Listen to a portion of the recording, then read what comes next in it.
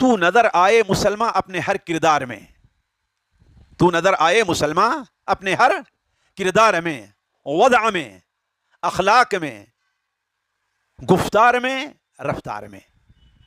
تو نظر آئے مسلمان اپنے ہر کردار میں، وضع میں، اخلاق میں، رفتار میں، گفتار میں. یعنی واتبعنا الرسول. دوسری صفت کیا ہونی چاہیے؟ واتبعنا الرسول. اور اتباع آپ لوگ جانتے ہیں، حواریوں نے یہی کہا تھا نا، آمنا باللہ واتبعنا الرسول، آمنت بما انزلت الینا واتبعنا الرسول، یہ کہا تھا نا. تو رسول کی دین کا جو مددگار بننا چاہتا ہے اسے رسول اللہ صلی اللہ علیہ وسلم کی اتباع ضروری ہے. یہ چیز تو ہمیں اور آپ کو بڑی اچھی لگتی ہے.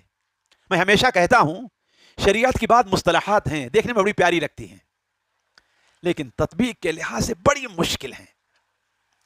سننے اور دیکھنے میں اخلاص سننے میں کتنا پیارا لگتا ہے نا، لیکن تطبیق میں تقوی کتنا پیارا لگتا ہے، لیکن تقوی بڑا مشکل ہے. اسے اللہ تعالیٰ نے اہل تقوی کی اتنی بڑی فضیلت بیان کی ہے. عدل ہے، بڑا پیارا لفظ لگتا ہے، لیکن اعدلوا علی انفسکم میں اچھے اچھے لوگ فیل ہو جایا کرتے ہیں، ہے کہ نہیں شیخ؟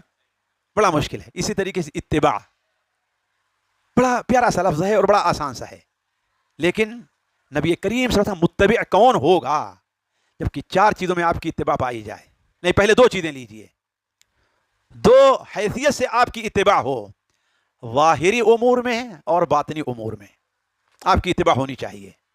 ظاہری امور سے مراد کیا ہے؟ یعنی وہ اعمال جو ظاہر ہیں، اور باطنی وہ چیزیں جو دل کا معاملہ ہے، جو دل کا معاملہ ہے. مثال کے طور پر دل کی صفائی. اللہ کے رسول صلی اللہ علیہ وسلم سوال کیا گیا تھا، عبداللہ ابن عمر کی روایت ہے، سنن ابن ماجہ میں، آپ لوگ اچھی طریقے جانتے ہیں، کہ پوچھا گیا من افضل الناس، تو آپ نے کیا فرمایا؟ کل مخموم القلب صدوق اللسان. صحابہ نے کہا صدوق اللسان ہم جانتے ہیں، لیکن مخموم القلب کیا ہے؟ تو آپ نے فرمایا، کیا فرمایا؟